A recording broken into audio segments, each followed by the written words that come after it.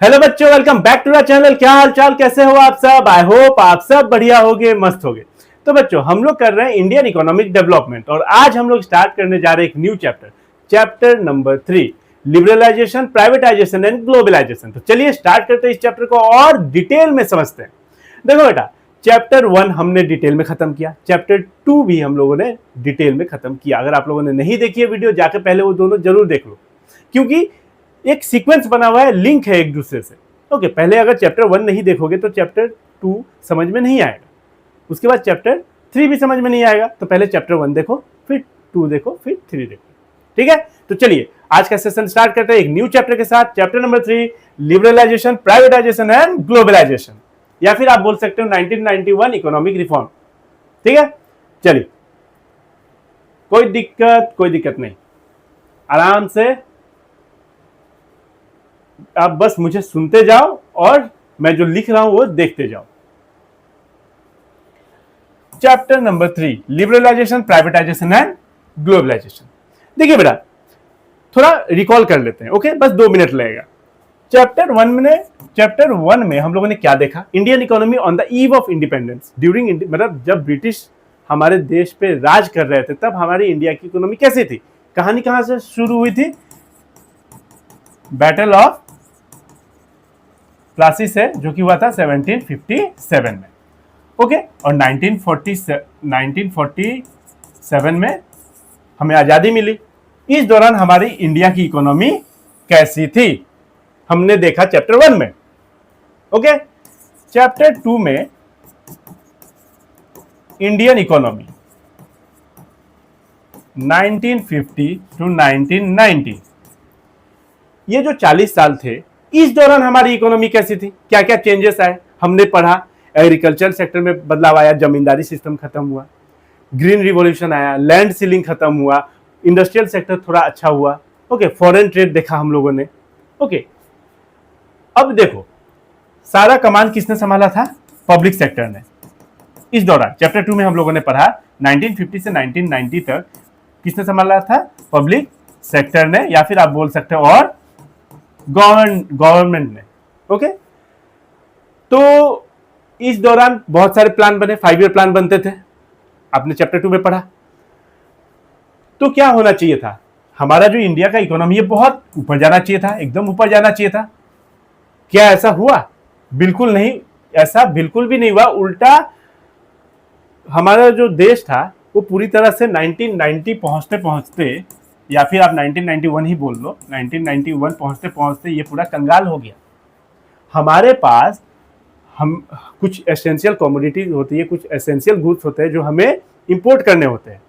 RBI के पास foreign exchange reserve होते हैं, जैसे डॉलर, पाउंड, ये सब होते हैं। तो बेसिकली डॉलर में ही सारा काम होता है। ओके, तो कितने दिन का पैसा था? 15 दिन का। 15 दिन का पैसा था इंपोर्ट करने के लिए, बस 15 दिन ही हम चल सकते थे। अब बताओ, यहाँ तो गवर्नमेंट ने जो कमान संभाली थी तब तो बहुत ऊपर जाना चाहिए था। 1991 पहुंचते पहुंचते सिर्फ 15 दिन का पैसा हमारे पास, ओके, इंपोर्ट करने के लिए कुछ एसेंशियल गुड्स वगैरह। ये तो बहुत हालत खराब है हमारे। ओके, तो क्या हुआ?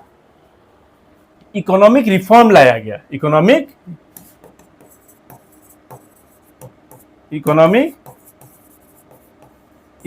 रिफॉर्म लाया गया। अब ये क्या है? यस सर, नो, यहां तक आपको समझ में आया? अब ये क्या है? यहां से चैप्टर शुरू होता है। ओके, चलिए, अब मैं इसको मिटा देता हूं।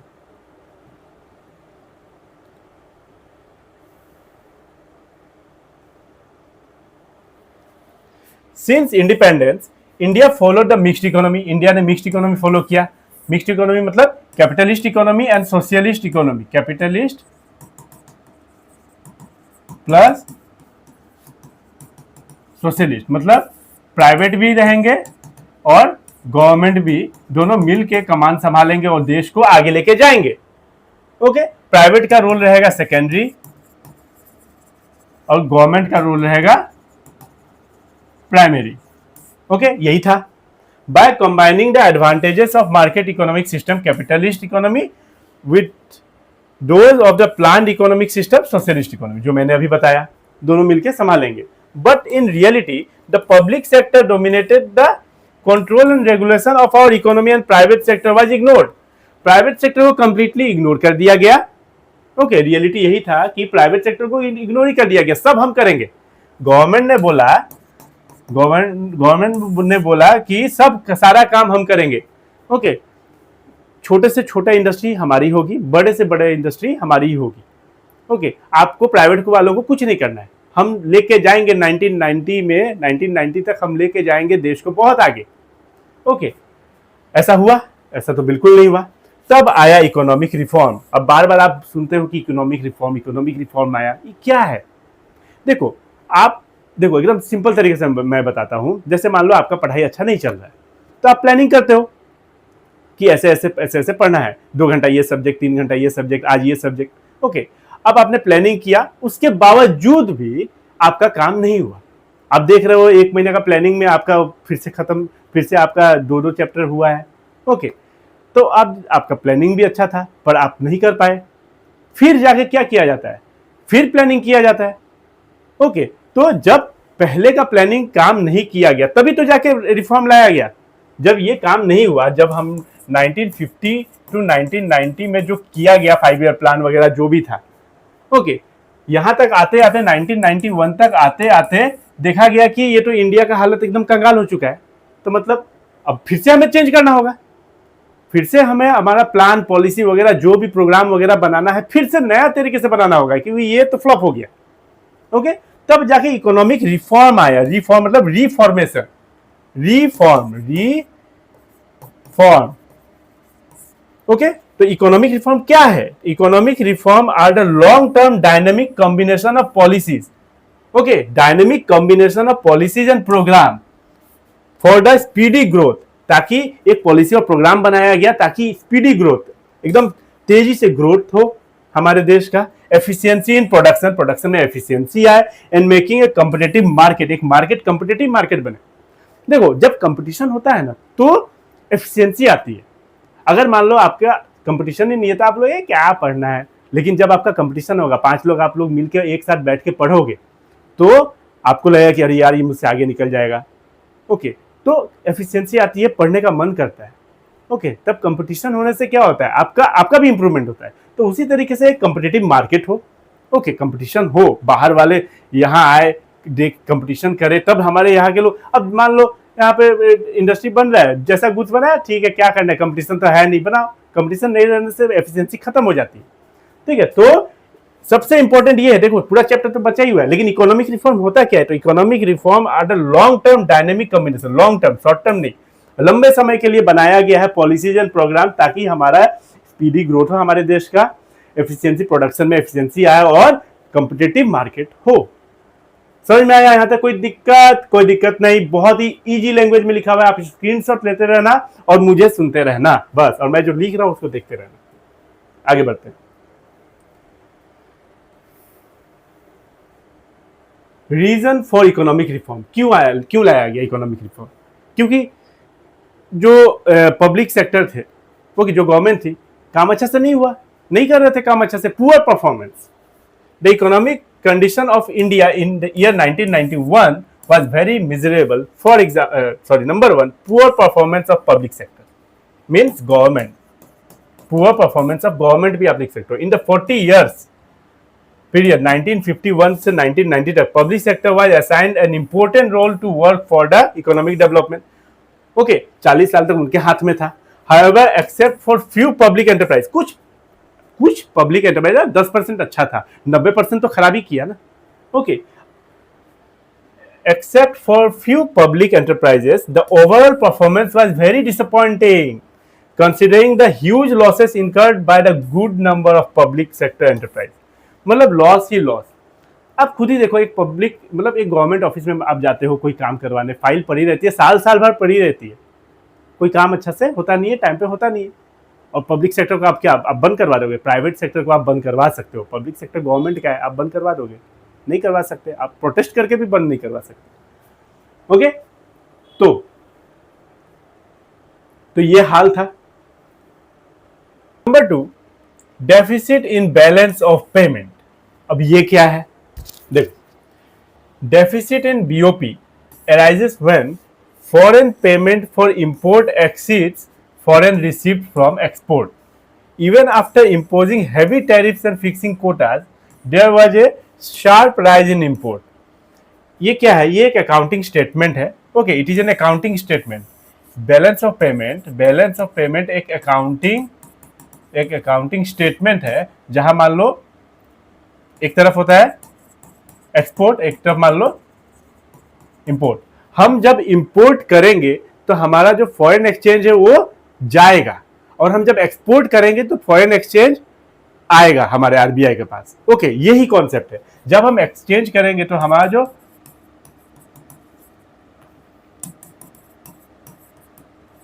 फॉरेन एक्सचेंज जो है, एक्सपोर्ट करेंगे तो फॉरेन एक्सचेंज आएगा. ओके, आएगा. तो ये अच्छी बात है. इंपोर्ट करेंगे तो पैसा फॉरेन एक्सचेंज रिजर्व जो है, फॉरेन एक्सचेंज, ये बाहर देश जाएगा. तो ये एक अकाउंटिंग स्टेटमेंट है जिसको बोलते हैं बैलेंस ऑफ पेमेंट. तो इसमें क्या हो गया था? डेफिसिट. डेफिसिट मीन्स कमी. हमारा फॉरेन एक्सचेंज रिजर्व जो है वो एकदम कम हो गया था. हम इतना इंपोर्ट कर रहे थे कि कम हो गया था, एक्सपोर्ट कर ही नहीं रहे. तो उसी को बोला जाता है deficit in balance of payment. हम जितना ज्यादा इंपोर्ट करेंगे, हमारा फॉरेन एक्सचेंज रिजर्व दूसरे कंट्री, यूएसए मान लो, यूएसए ये जा रहा है, हमारा फॉरेन एक्सचेंज रिजर्व जा रहा है, तो ये अच्छी बात नहीं है.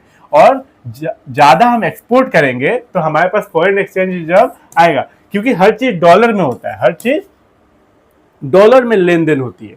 ओके, तो डेफिसिट हो गया था बैलेंस ऑफ पेमेंट. ओके, समझ में आया? नंबर 2. तो ये तो बहुत बड़ी प्रॉब्लम हो गई थी. देखो, एक्सपोर्ट क्या है? Export import. ओके, तो इंपोर्ट हम लोग क्या कर रहे हैं? इंपोर्ट बढ़ रहा है, इंपोर्ट ज्यादा कर रहे हैं, एक्सपोर्ट कर ही नहीं रहा है. एक्सपोर्ट करेंगे तो ही तो हमारा फॉरेन एक्सचेंज रिजर्व बढ़ेगा. ये अच्छी चीज है. ओके, और ये अच्छी चीज नहीं है. बट हम लोग ठीक है इंपोर्ट कर रहे हैं, मानते हैं, लेकिन एक्सपोर्ट भी तो करो. हम एक्सपोर्ट कर ही नहीं रहे हैं, सिर्फ इंपोर्ट ही किए जा रहे हैं. तो ये भी, अगर ये तो फिर तो दिक्कत हो जाएगा. चलिए आगे बढ़ते हैं. फिर है इन्फ्लेशनरी प्रेशर.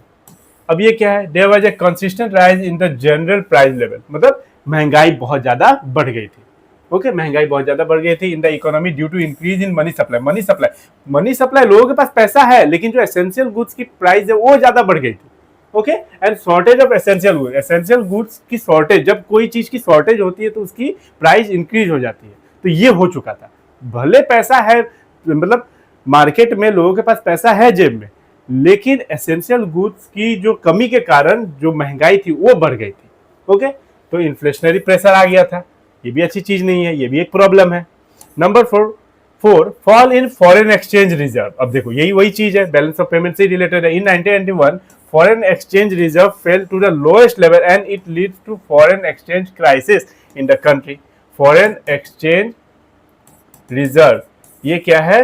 पूरा लो हो गया था. आरबीआई के पास जो रहता है फॉरेन एक्सचेंज रिजर्व, ओके, तो ये लो हो गया था. क्यों? हम लोग इंपोर्ट ज्यादा कर रहे थे. ओके, तो to finance import not more than 2 weeks. 2 week से ज्यादा का पैसा हमारे पास नहीं था. मतलब हमारे पास इतने ही रुपया था कि हम बस 2 वीक तक एसेंशियल गुड्स की इंपोर्ट कर सकते हैं. Okay, number 2, to pay the interest that needs to be paid in the international lender. कुछ लोन वगैरह लिए थे, हमें इंटरेस्ट भी पे करना है. ओके, अब पैसा तो है नहीं. मोरओवर नो कंट्री और international funder was willing to lend to India. मतलब कोई लोन देने के लिए राजी ही नहीं था इंडिया को. कैसे देगा? देखो, एक तो बंद मार्केट था. ओके, कुछ चीज, मतलब जैसे ना बाहर की कंपनी यहाँ आ रही है, ना यहाँ की कंपनी बाहर बिजनेस कर रही है, ना एफडीआई हो रहा है, ना एफआईआई हो रहा है. हम लोग आगे डिटेल में पढ़ेंगे. पूरा मार्केट बंद था. कोई, देखो, बैंक भी आपको लोन तभी देता है जब बैंक देख रहा होता है कि आप लोन चुका दोगे. यहाँ देख रहा है कि आप लोन चुकाओगे कैसे? मैं मान लो दे भी दूं तो आप चुकाओगे कैसे? आपके इंडिया में तो मार्केट ही नहीं है. और जो पब्लिक सेक्टर है, जो भी गवर्नमेंट है, उनका तो हालत वैसे ही खराब करके रखा हुआ है. ये सुनो, तो कोई लोन नहीं दे रहा था. आगे बढ़ते हैं. तो फॉरेन एक्सचेंज जब तो एकदम पूरा नीचे खत्म ही हो रहा था इंपोर्ट करते करते. Number 5, huge burden of debt. The expenditure of the government was much higher than revenue. देखो दो चीजें होती है, एक होता है रेवेन्यू, एक होता है एक्सपेंडिचर। जो खर्चे होते हैं गवर्नमेंट के, बहुत सारे खर्चे हैं, हॉस्पिटल बनाना है, रोड बनाना है, ये सर नो, सैलरी वगैरह देना है गवर्नमेंट एम्प्लॉय को, पेंशन देना है, सब्सिडीज वगैरह देनी है, ये सर नो। रेवेन्यू कहाँ से आता है? टैक्स वगैरह से, मेनली टैक्स से आता है। ओके, और जो गवर्नमेंट के जैसे मान लो रेलवेज वगैरह हो गए, वहीं से आएंगे। ओके, मेन रेवेन्यू का सोर्स वही है। तो the expenditure of the government was much more higher, मतलब एक्सपेंडिचर ज्यादा है, रेवेन्यू कम है, पैसा कम आ रहा है, खर्चा ज्यादा है। As a result government had to borrow money from bank, public and from international financial institution. Government revenue यानी टैक्स, गवर्नमेंट का रेवेन्यू टैक्स से ज्यादा आ रहा है, टैक्स से आता है, एक सोर्स है। और एक्सपेंडिचर क्या है? हॉस्पिटल खोलना, स्कूल खोलना, रोड बनाना, सैलरी वगैरह देना, हमारे गवर्नमेंट एम्प्लॉय को पेंशन देना, सब्सिडीज वगैरह देना, ये सब खर्चा है। तो ये एक बहुत बड़ा कारण हो गया था डेट का कि खर्चा ज्यादा। अब खर्चा ज्यादा करोगे, कमाई कम होगा, लोन लेते रहोगे तो आप डेट ट्रैप में, एक ट्रैप में फंस जाओगे ना, डेट ट्रैप बोला जाता है जिसको। तो ये भी एक बहुत बड़ा प्रॉब्लम था। इनएफिशिएंट मैनेजमेंट ये देखो, इनएफिशिएंट मैनेजमेंट मतलब क्या?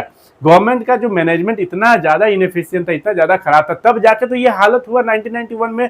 हमें मतलब भीख मांगने की मतलब एक नौबत आ गई थी कि भाई 15 दिन का रिजर्व बचा हुआ है, ताकि हम कुछ इम्पोर्टेड गुड्स वगैरह जो है, जो एसेंशियल कमोडिटी है, जो हम इंपोर्ट कर सके। हाँ, उसके बाद हमारे पास कुछ है नहीं, 15 दिन के बाद क्या होगा भगवान भरोसे। ओके, तो inefficient management, the origin of the financial crisis can be traced from the inefficient management of the Indian economy. The government had generated surplus revenue to meet challenges like unemployment, poverty and population explosion. Population एक बढ़ रहा था, poverty है, unemployment है, इससे जो इस सब के लिए आपके पास revenue थोड़ा मोड़ा था, ओके, surplus था। However, there was no additional revenue due to continuous spending of development. मतलब development, यही सब development करते करते, मान लो हॉस्पिटल देख रहा है, ओके, सब्सिडी, सैलरी वगैरह देना है, सब्सिडीज देना है, स्कूल वगैरह देखना है, इनके अलावा डेवलपमेंट करने के लिए इनके पास कुछ पैसा नहीं था, ये बस मैनेज ही कर रहे थे जैसे तैसे। ओके, तो वही लिखा हुआ है, there was no additional revenue due to continuous spending on development program by the government such as maintenance, subsidies, health care, ये सब। ओके, यही सब में अपना लगे हुए थे कि हेल्थ केयर करना है, सब्सिडीज देना है, सैलरी देना है गवर्नमेंट एम्प्लॉय को, बस डेवलपमेंट के नाम पे zero. Moreover, the government was not able to generate sufficient revenue from international source such as taxation, running of public sector enterprise, etc. तो रेवेन्यू जनरेट नहीं हो रहा है, इनएफिशिएंट मैनेजमेंट है, सारा हालत खराब है। तो यही सब कारण था कि इकोनॉमिक रिफॉर्म आया। ठीक है, आगे बढ़ते हैं। अब बस देखते जाओ और सुनते जाओ, आपका पूरा कॉन्सेप्ट क्लियर हो जाएगा। Crisis of 1991 forced India to financial help from IMF and World Bank. अब हम किसके पास गए? International monetary fund and world bank के पास गए। 1991 में इतना बड़ा क्राइसिस आया, ओके, IBRD, जिसे हम कहते हैं, वर्ल्ड बैंक को ही क्या बोलते हैं? IBRD बोलते हैं। देखो, to manage the economic crisis in 1991, Indian government approach for loan from government, international bank for reconstruction and development, IBRD, ये फुल फॉर्म याद रखना आप, international bank for reconstruction and development, popularly known as world bank. इसी को क्या बोला जाता है? IBRD को ही बोला जाता है वर्ल्ड बैंक। ओके, इंटरनेशनल, और कहां पे गए? इंटरनेशनल मॉनेटरी फंड, IMF के पास गए to avail short term loan के लिए, to solve balance of payment को सॉल्व करने के लिए। किसके पास गए? मतलब इंपोर्ट एक्सपोर्ट का जो रिजर्व, जो आपका फॉरेन एक्सचेंज रिजर्व जो कम हो गया था, उसको ठीक करने के लिए इंटरनेशनल मॉनेटरी फंड, और डेवलपमेंट वगैरह के लिए IBRD के पास, या फिर आप बोल सकते हो वर्ल्ड बैंक के पास जाना ही पड़ा इनको। अब देखो कितना का लोन लिया इन्होंने। India avails $7 billion loan. कितना का loan? $7 billion loan from this agencies as loan. Doctor Manmohan Singh was the Indian finance minister in 1991। देखो कौन था उस समय फाइनेंस मिनिस्टर, कौन थे? हमारे डॉक्टर मनमोहन सिंह जी उस समय के 1991 के फाइनेंस मिनिस्टर थे। Okay,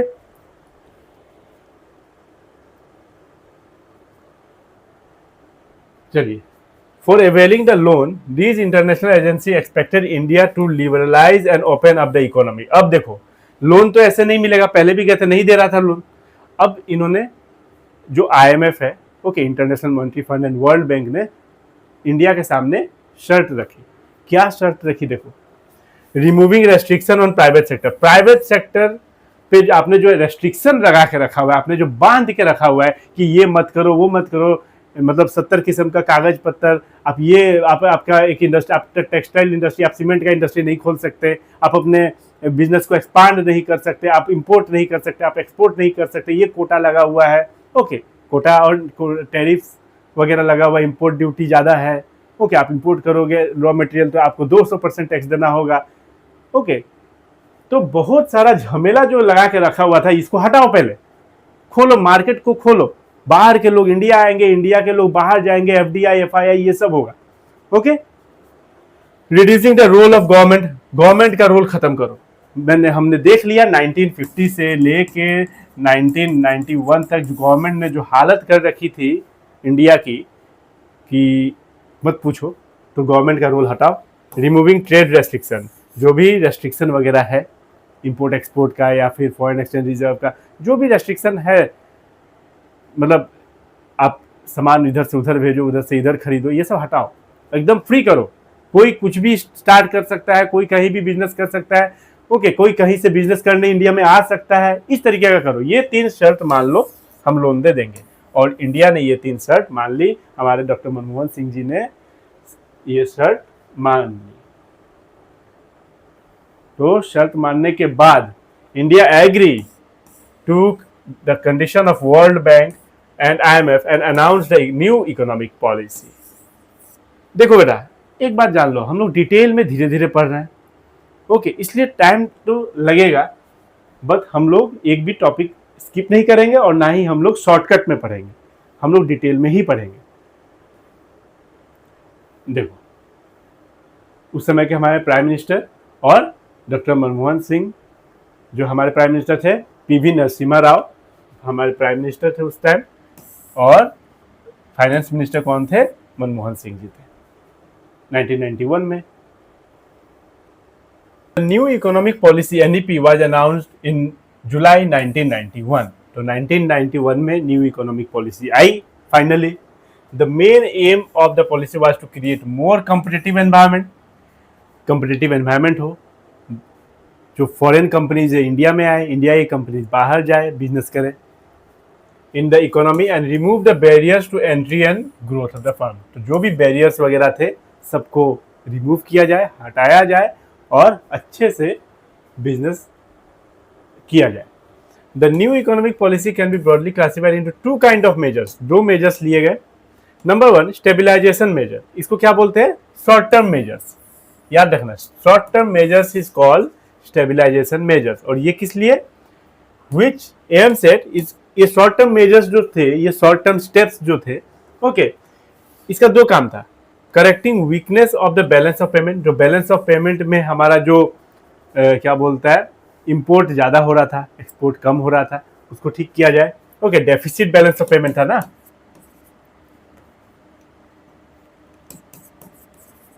deficit balance of payment था, इसको डेफिसिट से सरप्लस में लाया जाए।